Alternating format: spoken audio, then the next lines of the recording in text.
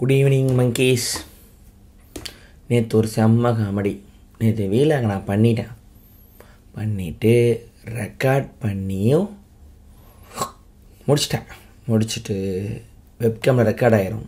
சின்ன எக்ஸ்போர்ட்னு ஒரு ஆப்ஷன் இருக்குது. அதை போட்டால் வெப்கேம்லேருந்து நார்மல் ஃபோல்டருக்கு ஓடிடும். அதை போடும்போது கரண்ட்டு கட் ஆகிடுச்சு. திருப்பி வந்துச்சு பாருங்கள், பேசுனதெல்லாம் போயிடுச்சு. ஒரு 1/4 மணி நேரம் பேசினேன்.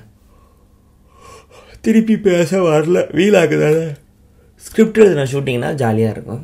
ஆனால் போடா என்னடான்னு சொல்லிட்டு அப்படியே விட்டுட்டு வேறு வேலை பார்த்து தூங்கிட்டேன். ஏதோ போர்ட் கேம் பற்றி ஃப்ளோவில் பேசிக்கிட்டு இருந்தேன். இன்றைக்கி நான் ஆஃபீஸில் போச்சு. இன்றைக்கி டப்பிங்கோட செகண்ட் டே போயிட்டு வந்தேன். இன்னும் ஒரு நாள் இருக்குது. காலையில் எழுந்திரிச்சு போயிட்டு அப்புறம் திருப்பி ஆஃபீஸ் போயிட்டு அங்கே லன்ச் இருந்துச்சு, அதை சாப்பிட்டுட்டு அதுக்கப்புறம் ரொம்ப நாளாக ஒரு கதையில் ஒரு விஷயம் ஒன்று குழப்பம் இருந்துச்சு. வேறு ஒரு கதையில் அதை க்ராக் பண்ணி அதையும் சரி பண்ணி அப்படியே டிஸ்கஷனில் ஓடி அப்புறம் ஜாலியாக ஸ்டுடியோ மேக்கி ஒர்க் என்ன போகுது எல்லாம் பார்த்துட்டு டீ காஃபிலாம் குடிச்சிட்டு பூஸ்ட்டு எங்கள் அப்பாவுக்கு இந்த பழக்கம் வந்து கொட்டாய் முடிச்சுட்டு பாடுபடுவார். வந்தாச்சு, உட்காந்துருக்கேன். சரி இன்றைக்காவது வீலாக் பண்ணுவோம். அங்கேயே ஆஃபீஸ் முடிச்சுட்டு 2 புரோட்டா, ஒரு ஹைட்ராபாடு சிக்கனு, வீட்டுக்கு வந்தால் சப்பாத்தி, க்ரீன் பீஸு, அப்புறம் ஒரு பட்டர் சிக்கனு. எல்லாம் மப்பு மந்தாரமாக தூக்கமாக இருக்கேன்.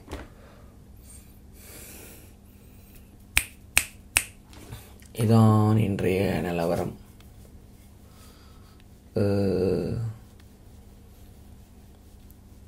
அந்த டப்பிங் ஸ்டுடியோவில் வந்து சவுண்ட் இன்ஜினியர் இருந்தார். ராஜா பாட்டு கேட்டுக்கிட்டு இருந்தார். ப்ளேலிஸ்ட் இந்த யூடியூப்பில் ஃபுல் ப்ளேலிஸ்ட்டு 1 ஹவருக்கு போட்டு வச்சுருப்பாங்களே, கேட்டுக்கிட்டு இருந்தார். போயிட்டு எனக்கு மேகம் கொட்டட்டும் பாட்டு கேட்கலாமா இந்த ஸ்பீக்கரில் அப்படின்னு.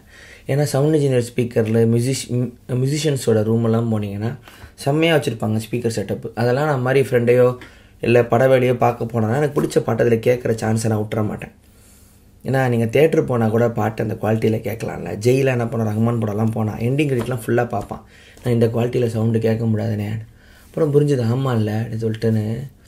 ஸோ அந்த மாதிரி ஸ்பீக்கரில் மேகம் கொட்டட்டும் பாட்டு கேட்டேன். மேகம் டின் டின் கொட்டட்டும் டின் டின் டின் ஆட்டம் மூடு டின் டின் டின் டின் டின் டின் டின் டின் டின் டின் டின் டின். பேஸ் கிட்டார் மட்டும் அந்த பாட்டில் செம்மையாக தனியாக கேட்டுக்கிட்டே இருக்கும். அது ஃபுல்லாக பாட்டை கேட்டு என்ஜாய் பண்ணிட்டேன். அப்புறம் அப்படியே வந்தேன். நான் பெருசுன்னு ஒரு படம் வந்திருக்கு பார்த்தீங்களா, வைபவ்து. ட்ரெய்லர் சூப்பராக இருக்குது. Family adult comedy. ட்ரெய்லர் சூப்பராக இருக்குது. ஸ்னீக் பீக்கும் நல்லா இருந்துச்சு. நாளைக்கு அது போகலான்னு யோசிச்சுக்கிட்டு இருக்கேன். அடுத்து பூன்ஜாங்கோவோட மிக்கி 17 19 ஏதோ ஒன்று நல்லா இருந்துச்சு. அது இந்த க்ளோனிங் படம். 2 நாளைக்கு பிளான் பண்ணுறேன். பார்ப்போம் எப்படி அமையுது. எனக்கு காஸ்மிக் சினிமாவுக்கும் ஒரு சயின்ஸ் ஃபிக்ஷன் பேசி ரொம்ப நாள் ஆச்சு. ஜெய்யும் செவரன்ஸ் பார்க்க சொல்லி தொலை பண்ணுறக்கான், இன்னும் பார்க்காம வச்சுருக்கேன். புதுசாக ஒரு மெட்டா வீடியோ வந்துச்சு, கேப்சா பற்றி. புதுசாக வந்தவர் நல்லா பண்ணுறான் அந்த பையன், கேபிகே. ஆஃபீஸில் ஷூட்டிங் ரூம்லாம் செட் பண்ணிட்டோம். எக்கோலாம் கம்மியாக இருக்குது. இன்னும் சவுண்ட் ப்ரூஃப் செட்டிங்லாம் கொஞ்சம் லைட்டாக போர்டு கீடு வாங்கி போட்டோம்னா உட்காந்துரும். இவ்வளோதான் மொத்தம். ஒரு அந்த ஃபேன் ஒருத்தர் புக்கெல்லாம் அமைச்சார் இலக்கிய குறுங்குகளுக்கு. அவர் அடுத்த செட் ஆஃப் புக்கு, நிறைய கிஃப்ட்டு, எலக்ட்ரானிக் கேட்ஜெட்லாம் வாங்கி அமைச்சிருக்கார் ஃபேனு. பாவம் கார்த்திக் ராமலிங்கம். அவருக்கு என்ன அப்படி பிடிச்சதுன்னு தெரில. நிறைய ஹெல்ப் பண்ணார். அதெல்லாம் வாங்கி பார்த்துட்டு அதெல்லாம் பொறுமையாக அன்பாக்சிங் பண்ணுறேன். உங்களுக்கு வீலாகலே உங்களுக்கு காட்டுவேன். உங்களுக்கு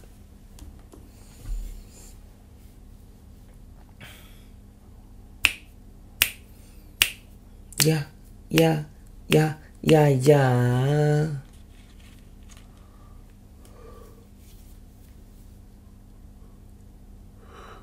நல்ல டிராஃபிக் ஆகிடுச்சு சென்னை.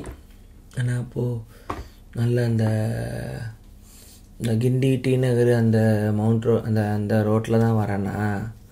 ஸோ எல்லாம் பெரிய பெரிய சிக்னலு. நல்ல டிராஃபிக் ஆகிடுச்சு. ஜனங்களும் எங்கே இருந்தால் வண்டி இப்போ பஸ்ஸே கும்பல் குறைஞ்சிருச்சு தெரியுதா. எல்லாம் சொந்தமாக பைக் வாங்கிட்டாங்க, கார் வாங்கிட்டாங்க. நல்ல விஷயந்தான். ஒரு டைமில் ஃபுல்லாக பஸ்ஸு தான். அப்புறம் எலக்ட்ரிக் ட்ரெயின். இந்த படம் நடித்ததுக்கப்புறம் இந்த அம்மா படம்லாம் நடிச்சிருக்க, எல்லாம் அவ்வளோ கோடி ரூபாய்க்கு ஓடி இருக்கு, மூடிக்கிட்டு நீ ட்ரெயின்லலாம் போகாமல் கேபில் போனாங்க. அப்புறம் அதுக்கே கொஞ்சம் அழ ஆரம்பித்தோம். ஒரு நாளைக்கு 400 300 கேப் ஓடி அப்புறம் கடைசியில் அதை கட் பண்ணிட்டு பைக்கு வாங்கிட்டு பைக் ஓட்ட கற்றுக்கிட்டு ஓட்டிக்கிட்டு இருக்கேன். அதுக்கு மாதம் 4000 டியூ. TVS Raider. மெட்ரோ போவோம். மெட்ரோ சில சமயம் உதவும். அடிக்கடி மெட்ரோவில் பார்க்கலாம். ஓகேவாக இருக்கும். இப்படிதான் மொத்த மோட் ஆஃப் டிரான்ஸ்போர்ட்டே இல்லை. ஆமாம், லேட் நைட்டு ஓட்டினா நைட் ஷோலாம் பார்த்துட்டுலாம் வந்தால் ரோடு காலியாக இருக்கும். இந்த தீபாவளி டைம்லலாம் நீங்கள் சென்னையை சுற்றுனீங்கன்னா ஊரே எம்டியாக இருக்கும். இப்போல்லாம் 5 நிமிஷத்தில் நீங்கள் இடத்துக்கு வந்துடலாம். என்னடா ஊர் சின்னது, நம்ம தான் பாப்புலேஷனில் போட்டு ரொம்ப க்ரௌடட் ஒரு மாதிரி காட்டிக்கிறோமா. நீங்கள் மவுண்ட் ரோட்லேருந்து நீங்கள் தாம்பரம் வரைக்கும் அப்படியே வந்துடலாம். ஒரு 1/2 ஊரை முடிச்சிடலாம், கவர் பண்ணிடலாம். அங்கே இந்த பக்கம் வடபழனி, கத்திப்பறாலேருந்து வடபழனி, கோடம்பாக்கம் ஏரியா எல்லாம் டக்கு டக்கு டக்குன்னு முடிஞ்சிடும். காலியாக இருக்கும்.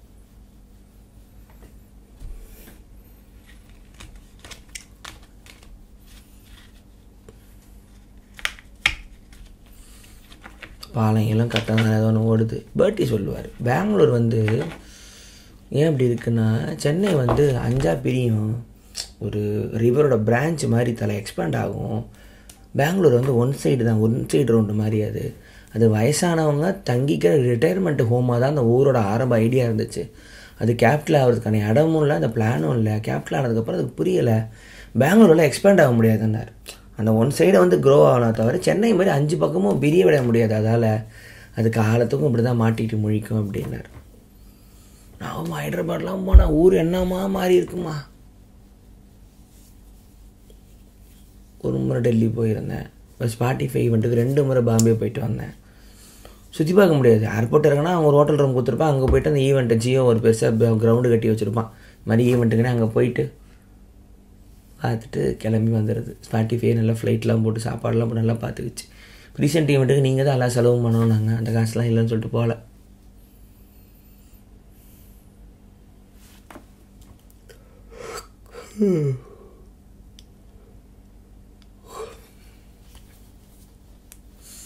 I like black. Boys like boys. Black. Men in black. நல்லா தூங்க கட்டுதான். நான் போய் தூங்குறேன். இன்றைக்கி இவ்வளோ தான் வேலை. நாளைக்கு எதாவது இருந்தால் பேசுவோம். Okay, good night monkeys.